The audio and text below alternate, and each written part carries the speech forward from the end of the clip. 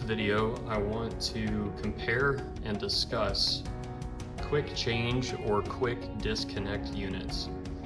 And we have three options here. We have the Linde Xtend Connect. We have the Ottobock 4R11.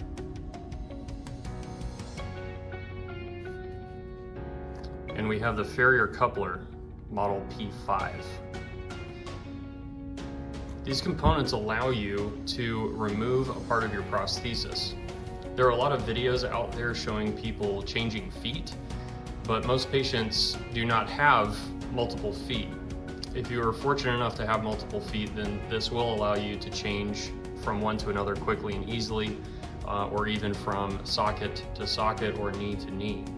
But for most people, I think these are most helpful for simple things like dressing, changing clothes, or changing shoes. If you have situations where you're seated for a long time, then these are also helpful for being able to remove part of the prosthesis and take some of the weight off or the stress or discomfort that you might experience when sitting for long periods, such as flying on an airplane or sitting in the car for a long road trip. These are the only three products on the market that I'm currently aware of. So let's do a side-by-side comparison and discuss the pros and cons of each product. First, let's take a look at the Ferrier Coupler P5. This product has been around for a long time. It does come in various configurations. With this one in front of us, the P5 model combines both the 4-hole socket adapter that would attach directly to the bottom of a prosthetic socket like so, and it has the male pyramid adapter that would connect to your pylon or other component that goes below that. This does come in various configurations where you can have male and female or two 4-hole socket adapters, and you would definitely be able to find a model that will work well for your existing prosthesis. It does not, Ferrier Coupler does not offer a threaded option like this Ottobock unit that we have here that would thread into a socket adapter such as this, where the threads go together like so and bolts in. That may be a better option for you, but that's one option that is not offered by Ferrier Coupler, is a threaded option. There are no water use specifications listed for this product on the website. I have known patients in the past who used these in the water very frequently and had no issues out of them. They're made of stainless steel and aluminum, so I don't think there is any concern with fresh water, salt water, or chlorinated water contact even on a regular basis. I think that you would get a very long life out of this product without any corrosion issues, but it could certainly be replaced in the future once it is actually worn out and past its useful lifetime. It does add about 1 1/4 inch to 1 7/8 inch, depending on the configuration that you choose, of space. And so the build height of these products is something to take into account, and you have to talk with your prosthetist about which one will fit in the design of your prosthesis and which one is going to give you the best combination of options. It adds about 6.5 to 8.5 ounces of weight, again, depending on the configuration that you choose. It's a pretty small amount of weight. And the website does list that these have a lifetime warranty. Now, does that mean that you can just get new ones every single time you wear one out? No, not exactly. But these, I think, are going to last many years with normal use. There is no weight rating listed for this product on the website. And I thought that was interesting, so I emailed the company and they replied and they said there are no weight limits on the couplers. That's what their email said. I was a little puzzled by that answer. The product certainly cannot withstand an unlimited amount of weight. So I assume what that answer means is that they've never actually tested this product to establish a maximum weight rating for it. They've never tested it to its failure point to actually find out how much weight it can handle. So when will it break? Is it 200 pounds, 300 pounds, 400 pounds? I will say that I've never heard of anyone breaking one, but it must have some unknown weight limit that we do not have listed in the specifications. I think that the advantages of this product are that it's the lightest weight of the 3 options that we show in this video. It's high-grade aluminum, it's very light. This piece is stainless steel. This white peg that I'll show in just a second is Delrin, kind of plastic that's very lightweight and durable.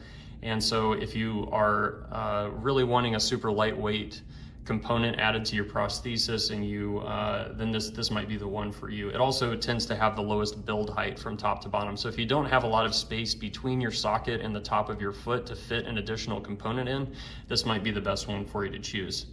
However, there are some disadvantages with it, I think, that, and one of them is how you actually use this component. The way you would do it is they provide you with this key, and this looks like a key blank that you would get at a hardware store when you have a key copied, and they've ground down the end of the blank here. If you can see that, they probably just used an angle grinder or something else to kind of create a sharp edge there. This could have been polished a little bit better, but you can kind of see that that was just done by someone. These weren't manufactured this way, and the key was just ground down so that it fits into the slot all the way in, like so. And then you would just turn that to loosen the pin until it unthreads, and then those 2 pieces disconnect.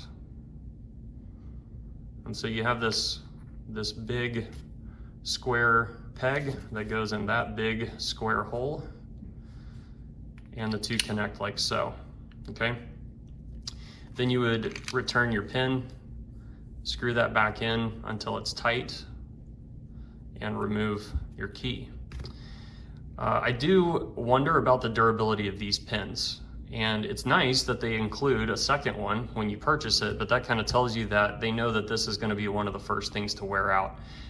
You're just sort of torquing this down to a point where it feels snug, and that might not be the most positive sensation. You might not feel real secure just feeling that out and not knowing, yes, it's connected, no, it's a little bit loose. I would say that this of the 3 that we show is probably the least polished design. It's more rugged looking, it's a little bit more raw looking, especially with some of the cuts on the key and this Delrin pin, the way that it's cut. The key to tighten the white pin is an extra thing that you have to carry around. It's nice, I guess, that you can put that on your key ring, but a lot of us have these like wireless key fobs that it's not really a key anymore. It's just a black box with buttons on it when we have our cars. And so you would have to keep this with you. It says in the instructions that you could use a coin if you needed to, like a nickel or a dime, I guess. Maybe you could fit a quarter in there, but I don't know about you. I don't carry change around in my pockets anymore. And so this is just one extra thing that you have to carry, one extra thing that you could possibly lose. And that may or may not be a deal breaker for you, but that's one thing to consider. There is some unknown weight rating on this, but it does have a lifetime warranty, which is superior to the other products shown in this video. So that is the Ferrier Coupler P5, and just know that there are multiple configurations for this device that you could choose from if this configuration is exactly the one that you want. All right, next up is the Linde Xtend Connect. This also, like the other ones in the video, come in various configurations. So I've got the 4-hole pattern base plate and then the male pyramid here. And that would just, like the other one, connect to the 4-hole pattern on the bottom of your socket, like so, and bolt in. And then you would have that connected to the bottom end of your socket. I will go ahead and note while I'm pointing that out is that one of the things that I noticed when I first tried to attach this to a prosthesis is this knob, when we're on the base plate here, will contact this base plate there, and that will cause a problem. You cannot get this base plate attached to the prosthetic socket correctly without this knob interfering there. This is a standard size base plate that's used, both Cypress Adaptive, this one, and Bulldog, and Oser, and a lot of maybe some other manufacturers also make plates that are exactly this specification. So you would have to make sure that your prosthesis either has a smaller plate than this or get a different adapter, which there are plenty available, so that certainly is not a deal breaker. It's just something to be aware of, that this may not work exactly in this configuration that I'm showing. The patient that I'm working with right now, I did have to switch to a different adapter versus this one. But it comes in various configurations. You can get a male adapter here, a female adapter here. You can get a pylon tube clamp. You can get a long pylon section. Linde Xtend probably has the most options available for both the top piece and the bottom piece, all with the same connecting thing in the middle. You do have the option of either black or orange for your knob. I don't know why you would choose orange, but the black knob I think is probably going to be the most favored one out there. This is waterproof and corrosion resistant. It is listed on the website and in the manufacturer instructions and specifications that it's protected against all water contact, fresh water, salt water, and chlorinated water. It adds about 2.5 inches of build height to your prosthesis from top to bottom, depending on the configuration. Some of them are taller, some of them are a little bit less. But again, most people are going to be able to find the space in their prosthetic design to be able to fit that in. It adds about 11 ounces of weight. This is all solid metal. It's pretty durable. It's well made. It's nicely machined. It looks good. It looks like it has quality, and I appreciate that about this design. For the advantages, I would say that this one, when I connect this one, it gives me the most positive connection or the most confidence that the one piece is connected to the other. And the reason for that is that when you loosen this knob, you just continue to loosen it until it pops out like that. It's spring loaded and the knob pops out, so you know you're ready to try to disconnect it. And then you press this small button in the front, you depress that, and the piece pops out like so. Okay, and so you would have this piece connected to your socket, let's say, and this piece connected to your pylon and foot, and you would line those up, snap them together, push this in and turn to engage the threads of the knob, and then turn it until the knob stops. It's nice that this is a two-part connection, so that when you first connect the piece, it goes snap, you know that you're aligned correctly, and you know that everything is where it's supposed to be before you start turning this knob and engaging that lockdown. How tight do you turn this until it stops is what it says in the instructions, but I think if you get that snug, you've got a good secure connection, and obviously if you felt any movement or heard any noise, you want to sit down right away and address that. I will say that this is a nice, large, easy to grip knob. It's even for someone who has missing digits or some arthritis or other limitations in their hand range of motion, finger dexterity, I still think that they're going to be able to operate this pretty nicely. For the disadvantages, just the same feature about this that's an advantage is also a disadvantage. The knob is nice and big and easy to grip, but the knob is big. It kind of sticks out to the side, especially when you loosen it, it really pops out. And so you might not like the look of this, you might not like how it sticks out, and you might need to be careful that it doesn't interfere with or contact other parts of your prosthesis. The flat surface on this specific device, on this specific adapter, probably would be problematic in some cases. For example, if you have a locking prosthesis with a pin system, the pin could come through the distal end of the socket and contact that and bottom out, and you would hear sound from that, or it would also keep your pin potentially from locking all the way into the lock mechanism. And so that's something to take into account. But again, you can get different connectors here at the socket end of the adapter that would remove that complication or that problem. I already mentioned that this knob, when it's connected to directly, if you're using this configuration to a plate like so, the knob will contact that plate, and so you're probably going to have to find a different option in that scenario unless you have a different lamination plate at the end of your socket. So again, this is the Linde Xtend Connect. Finally, we have the Ottobock 4R11 Quickchange. This unit also, like the others, comes in various configurations. The one we have here is the threaded adapter with a female connector at the bottom. And this is a simple, quick twist and release design. So this piece would stay threaded into a 4-hole connector like this that's connected to the socket. That would stay connected like so to the bottom of your socket.